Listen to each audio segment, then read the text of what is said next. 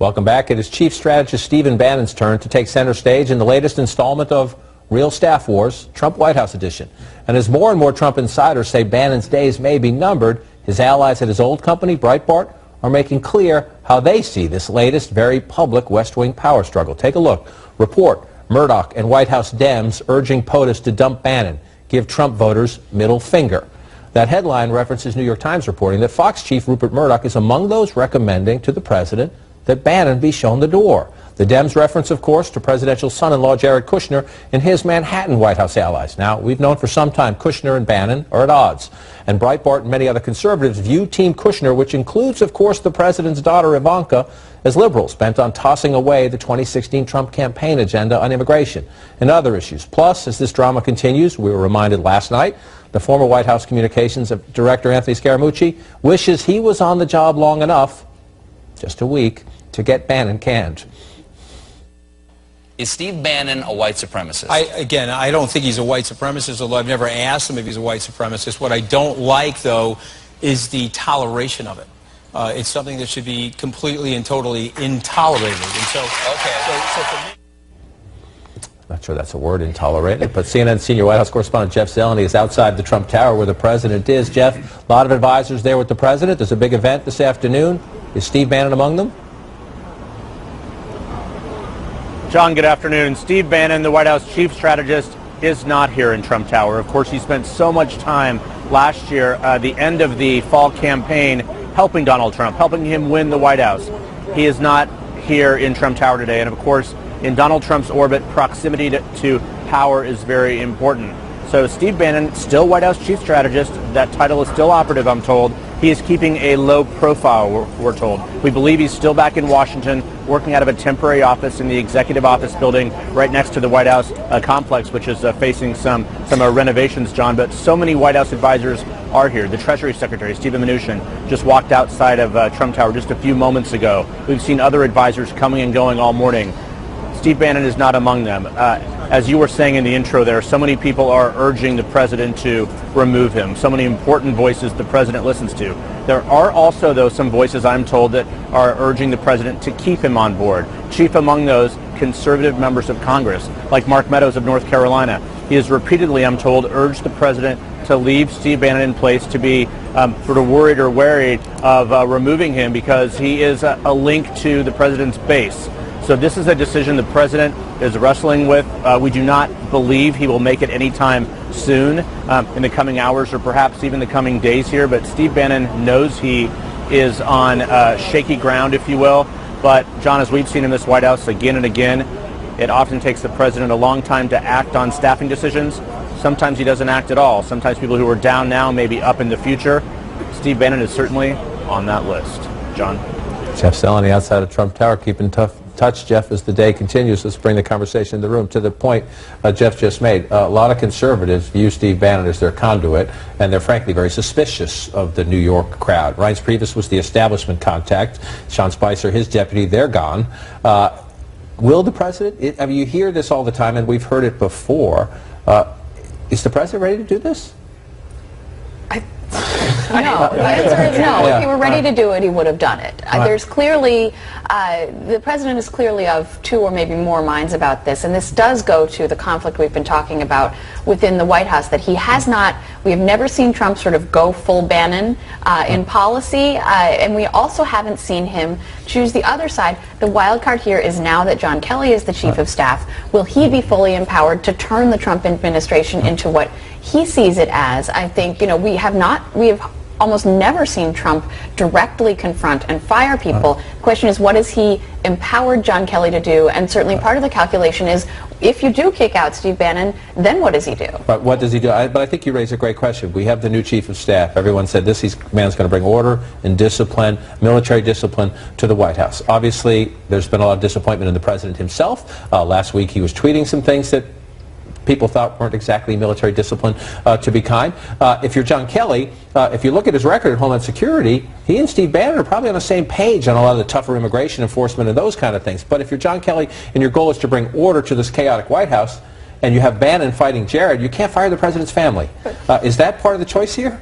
I mean, this is kind of like whack-a-mole. It's like, if you're John Kelly, you're 7 months into a presidential administration, we're still playing whack-a-mole. Yeah, I mean, you're trying to squash one kind of drama, which might be replaced with another kind of drama. And so it seems a little unclear whether whatever problem needs to be solved will be solved by excommunicating Steve Bannon from the White House. And, you know, I think Bannon, in general, you're right, might have some policy alignment with Kelly on certain issues, but the biggest problem organizationally is that he's seen as a force behind a lot of the factions that are ripping the White House apart. And John Kelly wants to get a handle on that, but it's really not clear to me and clearly to Trump that getting rid of Bannon will do that. The idea that the base is going to go into uproar if Bannon is nixed is, I think, I can kind of see that. I think there's a certain online element of the base that will go into uproar, but there's another argument that if you go and talk to Trump voters around the country, most of them have no idea who Steve Bannon is, and they probably never will. So that might be a little bit overblown by this echo chamber of kind of the Breitbart world on the internet. And does Charlottesville impact this? We were hearing this well before Charlottesville happened, and now you have people who didn't like Steve Bannon to begin with saying that, you know, he's sympathetic to the alt-right, he's too sympathetic to these white supremacists. Is he the guy behind the scenes who delayed the president coming out? We don't know answers to any of that. But people are stepping into this political opportunity. Among them, Carlos Corbello, Republican congressman from Florida, listening to him here saying, you know, he didn't like Steve Bannon to begin with, and especially now, he should probably go. Steve Bannon is the most prominent. I think a lot of these ideas that you see coming from Stephen Miller are also associated with these groups, and that's unfortunate. And look, I'm not saying these people are racists. I'm not saying that they want to advance a racist agenda, but it is pretty clear that they believe that these groups should be accommodated. So does that dynamic, is that the last straw, or we've seen the president in the past? He deals with these things slowly. To your point, he doesn't like to fire people in his own circle. He's been very reluctant to do that. But we also know that he doesn't like being told what to do. Right. And so when he hears this from the outside, is this going to help Steve Bannon in a weird way? I think it does. I think, I mean, look, we don't know, and we could, you know, he could fire Steve Bannon in an hour, but I think more likely is the situation that he gets his back up, that he says to himself, I don't want to be told by a bunch of liberals or a bunch of establishment Republicans who I can and can't have around me. Including Mooch, who he just dismissed summarily. Exactly. And so I think the greater possibility is that this sort of solidifies Bannon's position, but what it doesn't do is it doesn't resolve either the ideological fight, which we've already talked about, and also, you know, look, he has to, in theory, President Trump has to get reelected, and he's got to figure out how to build a coalition that brings back, that holds on to that base, and that expands it beyond the 38, 36, whatever it is, to 50. And how you do that in a White House that's so divided between these ideas. So divided, too. Before you jump in, I just want to go back to something. This is on Meet the Press on Sunday with Chuck Todd. This is just remarkable. We know that Steve Bannon has been at odds with the National Security Advisor, H.R. McMaster. Again, we're 7 months into administration that, to Abby's very well apt way of putting it, keeps playing staff whack-a-mole. Listen to this. Can you and Steve Bannon still work together in this White House or not?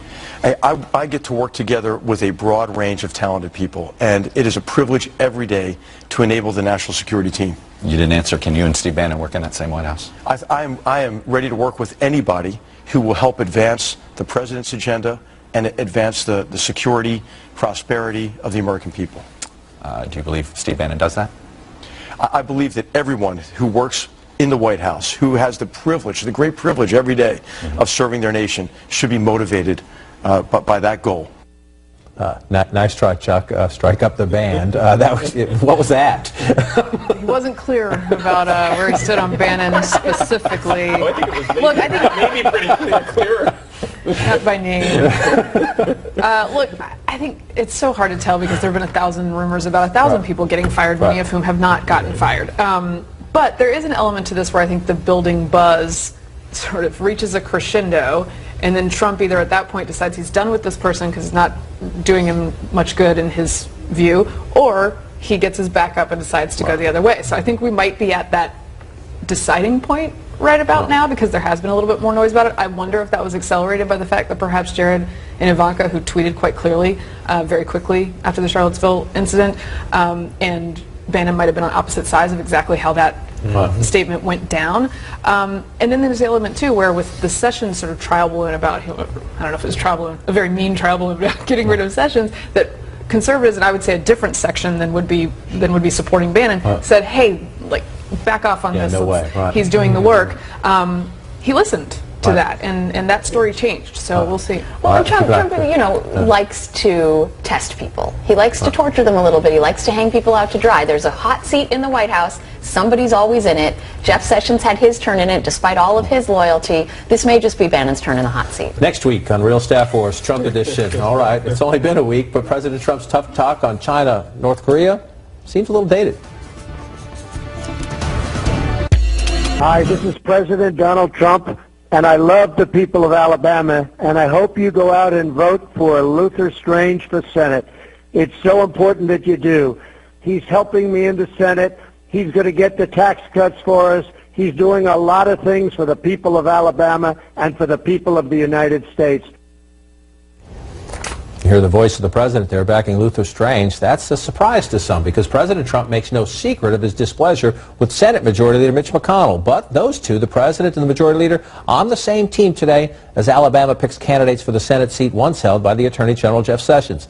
It's a deep red state, so the contest that matters most is the Republican primary, where interim Senator Luther Strange has the backing of both the president and the majority leader. Now, some Trump allies are mad at the president because they see Strange as being too cozy already with Washington insiders like McConnell, and they view other Republican candidates, Congressman Mo Brooks, former state Supreme Court Justice Roy Moore, chief among them, as anti-establishment disruptors, much more in the Trump 2016 mold. If one candidate cracks 50%, he's the nominee. If not, the top two have a runoff next month. Now, the president remains popular among Alabama Republicans, and Senator Strange hopes that means a lot today.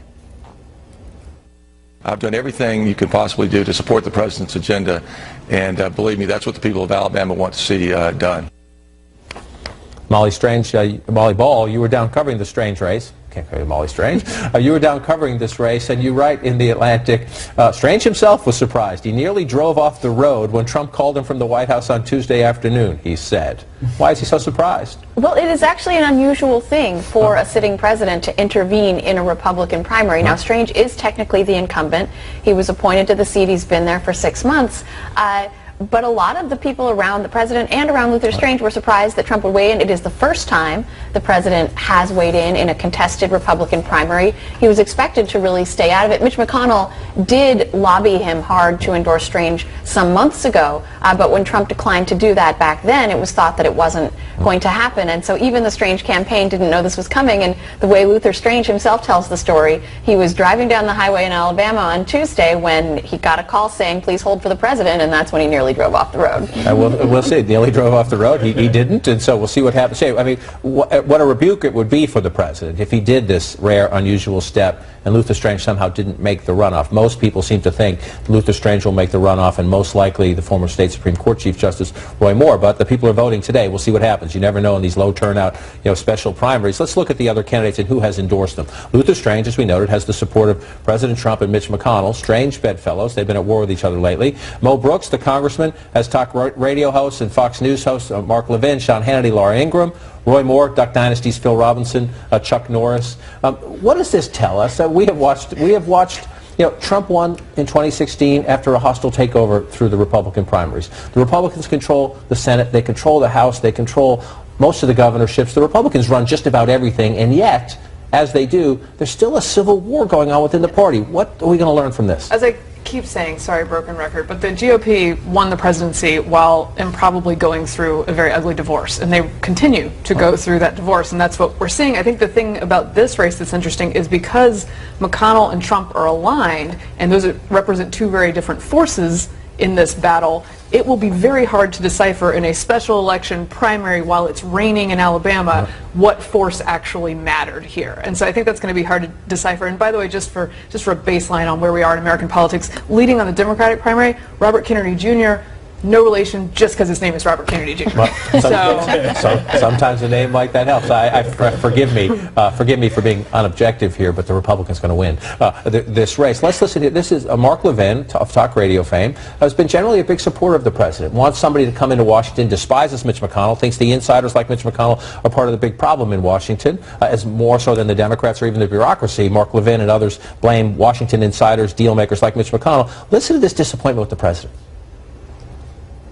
And the President of the United States didn't have to do that. He could have stayed out of it, but he didn't. He put his finger on the scale.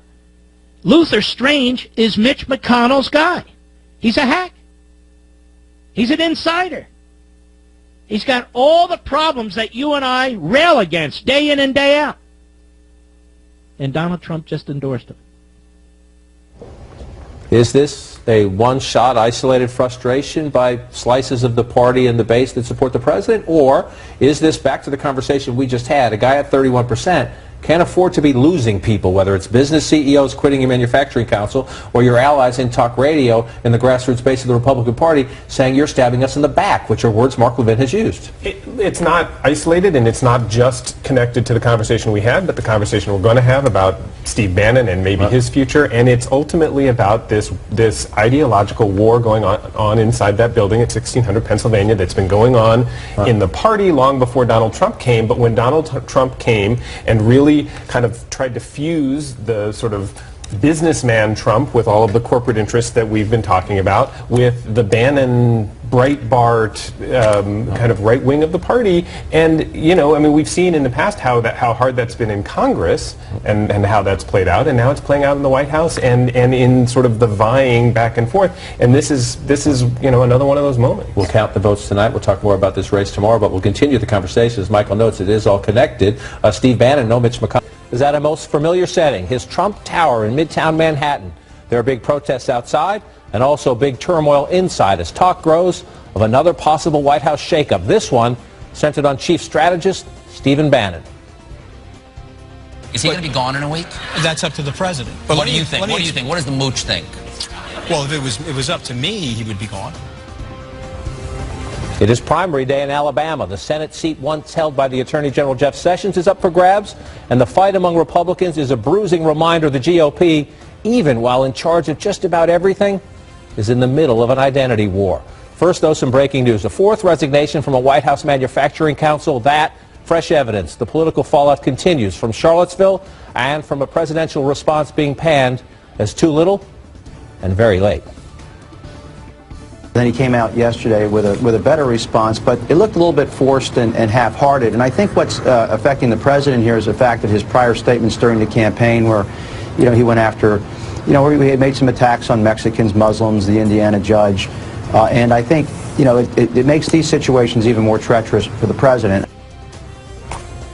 With us to share their reporting and their insights, Abby Phillip of The Washington Post, The Atlantic's Molly Ball, Michael Scher of The New York Times, and Mary Catherine Ham of The Federalist. President Trump, as we noted, home at Trump Tower today. He believes he's done all he needs to do in the wake of the hateful marches and deadly violence this past weekend in Charlottesville, Virginia.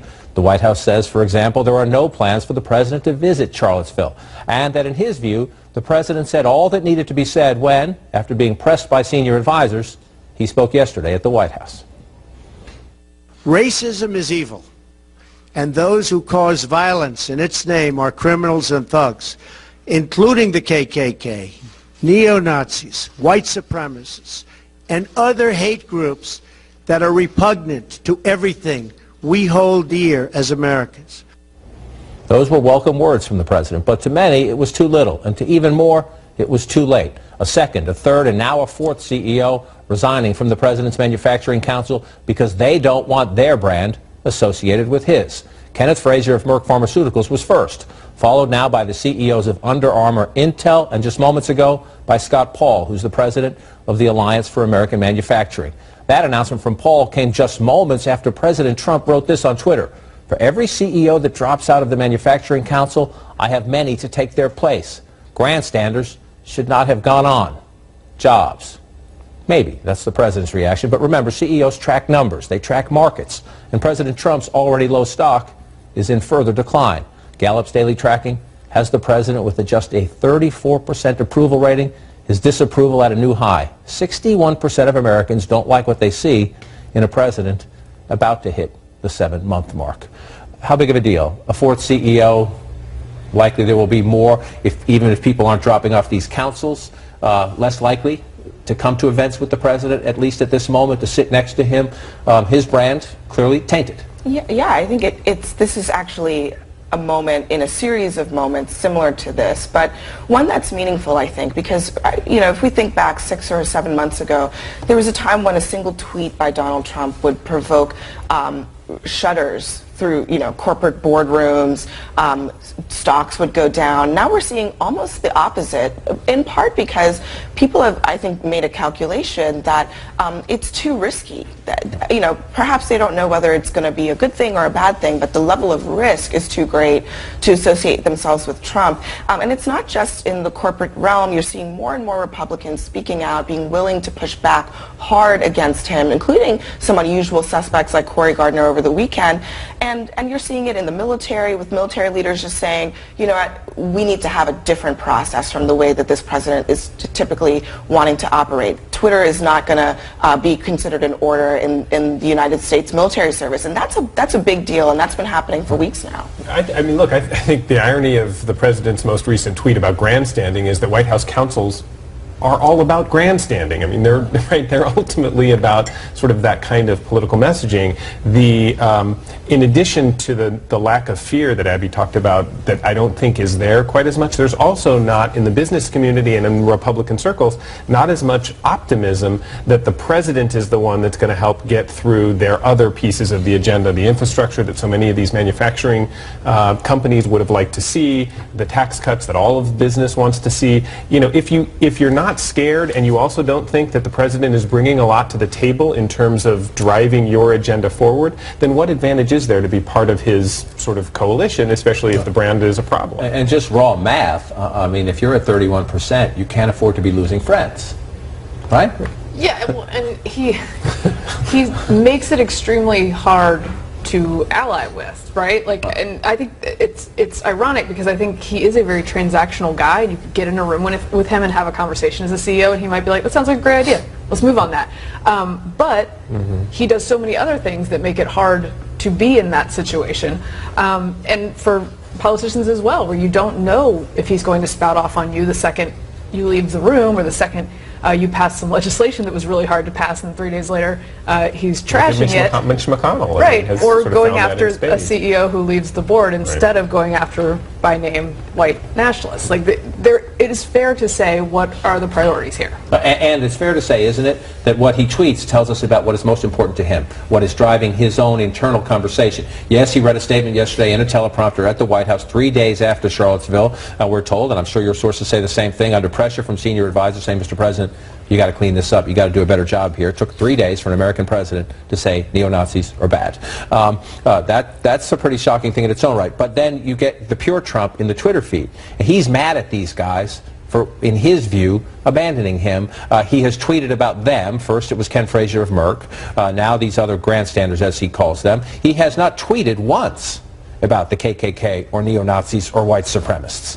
Well, and I think, the Donald Trump that we have always known is someone who calls himself a counterpuncher, and people around him call him a counterpuncher. It's all about him. If it's good for him, he likes it. If it's bad for him, he doesn't like it. And I think what people are increasingly seeing is this isn't a calculation about what's good for America. This is a calculation about who has said nice or mean things about Donald Trump, and that is the sole basis on which he makes his judgments about who to attack, who to praise, and that's why he is so begrudging when it comes to condemning people who he doesn't feel that he's being attacked by. A very important point, because I want you to listen here. Here are 3 of the CEOs. Again, the president's poll numbers are at their worst state now, but they've been bad from the beginning. He lost the popular vote. He's had tough getting traction on some issues. These business meetings at the White House, to Michael's point, have been very important for the president to send a message. I'm going to bring back jobs. The stock market is going to do better. The economy is going to start to boom. They have been important character witnesses for the president as he tries to get started.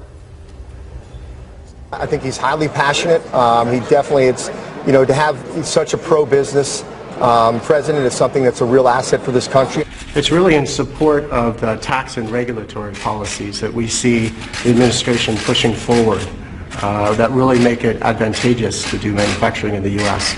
It's an honor to be here at the White House, and I'm grateful for the administration's continued support for American innovation. Now, those three, plus a fourth now, have walked away from this council, which denies the president either the testimony on television or those photo ops at the White House. And one thing that I want to highlight here, Kevin Plank, the CEO of Under Armour, has taken a lot of flack in the past for being associated with the Trump administration. He was at the White House in the very early stages, one of the first CEOs to show up in the White House, and he had some of his sort of celebrity faces of his brand basically pull out and say, we can't be associated with you because you're associated with Trump. He stayed in it up until now. That kind of tells you that I think a lot of CEOs had given it a good old try, and they really feel like this is the end of the line for them. They can go no further. That's an important moment. These are not just people who have been passively going forward. Many of them had been taking a lot of flack for many, many months, and this was the final straw. And Charlottesville, a final straw. We do know, and we'll know more about this in 2 weeks and 2 months than we do about it today in terms of the political fallout. Whether the president can find a way to reset it after what I think by most accounts, unless you're a total Trump loyalist, was a disappointing initial reaction on Saturday. But we know this even beforehand in our polling before Charlottesville. Is Trump a person you admire? 67% of the American people say no. They don't admire the President of the United States. Can Trump unite the country? Will Trump unite the country, not divide it?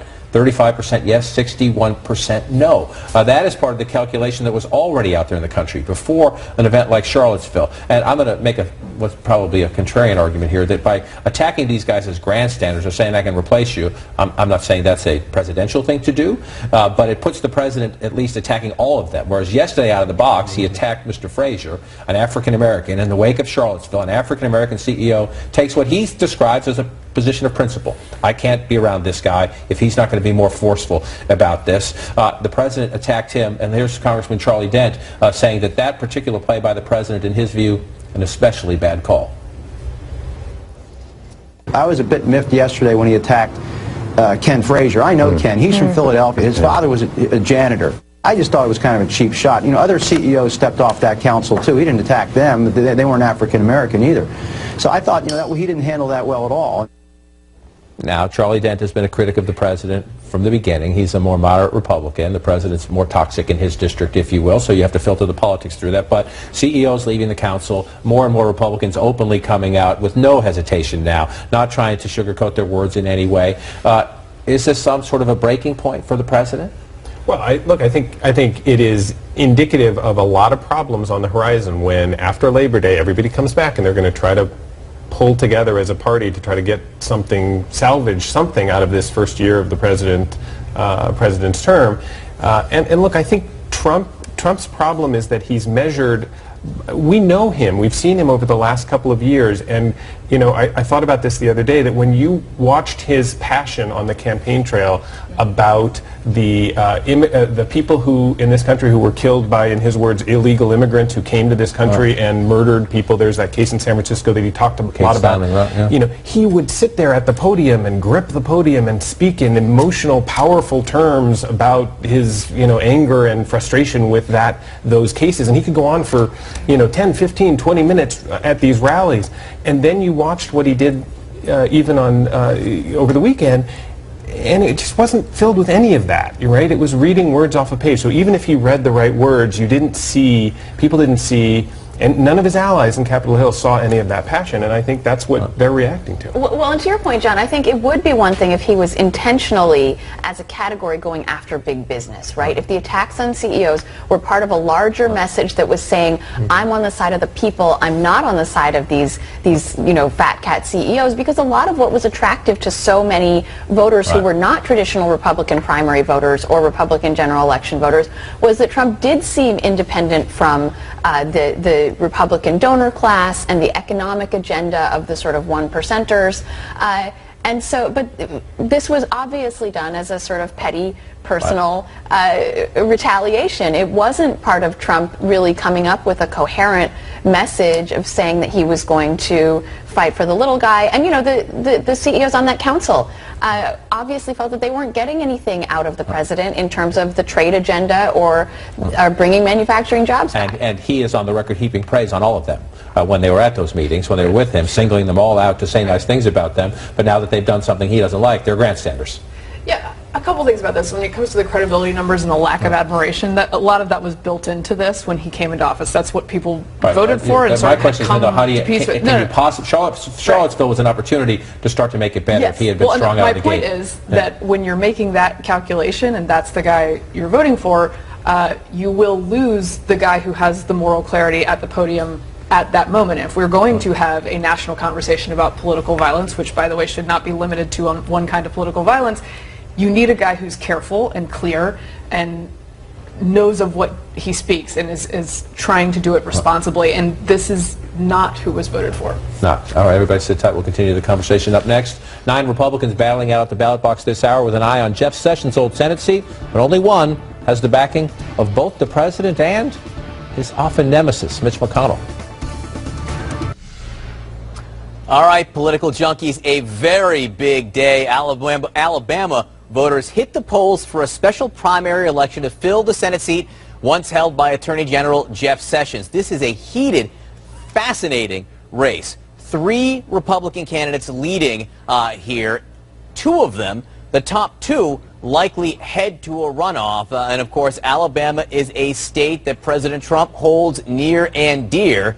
CNN's Victor Blackwell joins us now live from Pelham, Alabama, where the voting is on. Victor. So, John, this race could really hang on 2 big endorsements, one from the President of the United States, the other from groups affiliated with Senate Majority Leader Mitch McConnell. And Senator Luther Strange, who was appointed to the seat as a placeholder about 6 months ago, he has both of them. Now, let's first talk about the President's endorsement. A robocall went out for Senator Strange overnight. There have been some tweets of support.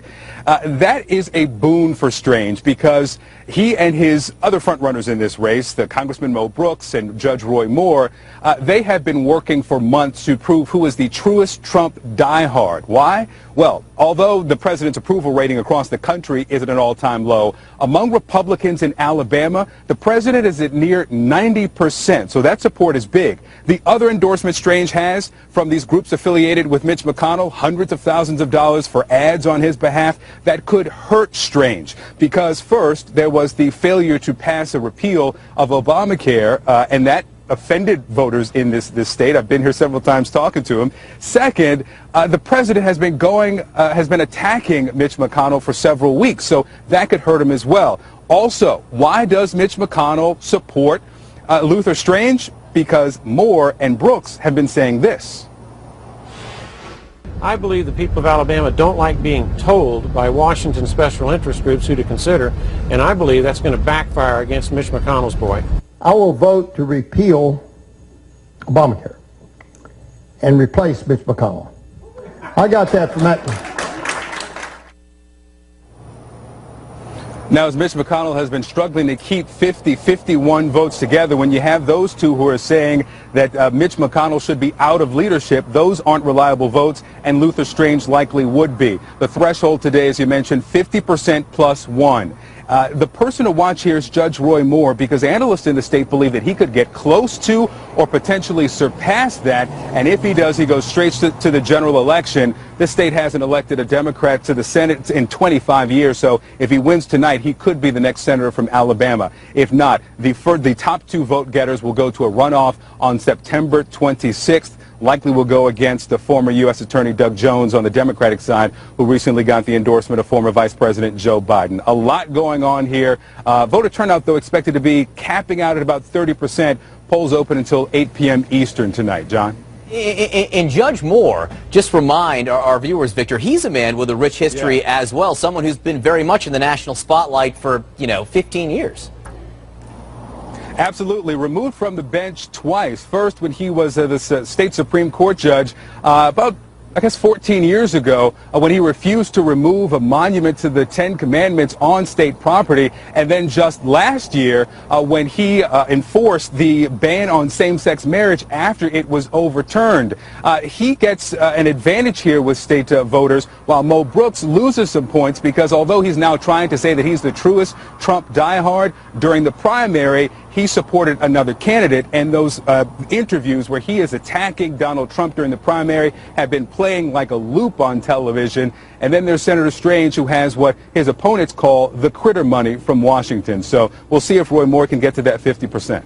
Yeah, really, really juicy political battle down there. Excited to see the outcome. Victor Blackwell, thanks so much. All right, the president finally condemns white supremacists and neo-Nazis by name. What's the impact of those words, though, on these hate groups? We will speak to a former neo-Nazi to hear what messages he heard. From anti-business to pro-business, they think they're going to get a tax cut. It's going to be good for them, but they think overall it's a pro-business environment. They just don't like this president's policies. All right, talk to me about the markets today. What are we expecting today? I think you're going to see another little pop here. You saw the markets up yesterday. The rhetoric has toned down in North Korea, and that's the most important thing here. So you're seeing the risk on instead of risk off, so buying stocks out of bonds, out of gold and all that. So I think you'll see a little bit of a pop here for these companies today. You know, it's interesting to me that the president, in the last two remarks that he made about Charlottesville, he started by talking about how great his economy is. He still frames it in the economy first, and then addresses the big issue after. Well, he insisted on doing that yesterday for many reasons, some of them political, but it is the one thing I think he likes to hang his hat on more than anything else. Christine Roman, it's great to have you on with us this morning. I really appreciate it. All right, those CEOs sending that message to the president, also sending a message, new poll numbers showing his approval rating at a new historic low. Mr. President, can you explain why you did not condemn those hate groups by name over the weekend? They've been condemned. They have been condemned. They have been condemned. The president seemed pleased with his do-over, but not everyone's satisfied with his response to the violence in Charlottesville. This is what he returned home to, protests at Trump Tower, where the president is right now, working at this moment. With us is Republican Congressman Tom Reed from New York. Congressman, thank you so much for being with us. I want to ask you about the reaction from some CEOs. 3 chiefs of industry from Merck, from Intel, and from Under Armour have quit various presidential councils over the last 24 hours in reaction to what the president said or did not say over the weekend. You know, you worked as a lawyer in central New York for many big businesses over the years. What message do you think these companies are sending? Well, you know, obviously that's an individual choice those CEOs made, but I've always been a fan of, if you're going to influence the agenda, you have to be at the table. You have to be talking, you have to be in the room, and pitching your vision as to how you want to go forward. And so obviously they chose to leave that table. From my perspective, they've lost an opportunity to influence the agenda the way they want to push the country forward. So you think it's a mistake? I think it is a mistake. I understand the reasons they articulate a protest, but you know, you can protest or you can be part of the effort to change the culture. And that's what I try to do in Washington with the stuff we're working on. And I do want to talk to you about the Problem Solvers Caucus coming up, because I'm a little bit obsessed with that. But a few more matters I want to get to first. The president's approval rating. Approval is a misnomer in this case, because it really is more of a disapproval rating. 34% approve, 61% disapprove. You've been in politics for a few years. Would you be pleased with those numbers, Congressman? Well, obviously, polls are what they are. And obviously those numbers are numbers that you don't want to see, but at the end of the day, polls shift. Just say it, they stink. Those are awful poll numbers, right? Yeah, well, yeah, but it's different across the country. Every area of the country has pockets of support, and at the end of the day, it's up to the people. The polls that matter are the polls when people go to the voting booth. And what we've seen happen over the years is polls can be wrong at times, and we'll see how this changes as we go forward. Okay, what does the president need to do to turn those numbers around? Well, you know, I think what the president offers is a great opportunity to disrupt Washington, D.C. I think he needs to always put the American people first, which I know he does in talking with him. His interests are moving the agenda for the American people to have a job, to get back to work, and to empower themselves to control their own destiny. He does that. I think those poll numbers will be a footnote of history. What does the phrase or the term alt-right mean to you?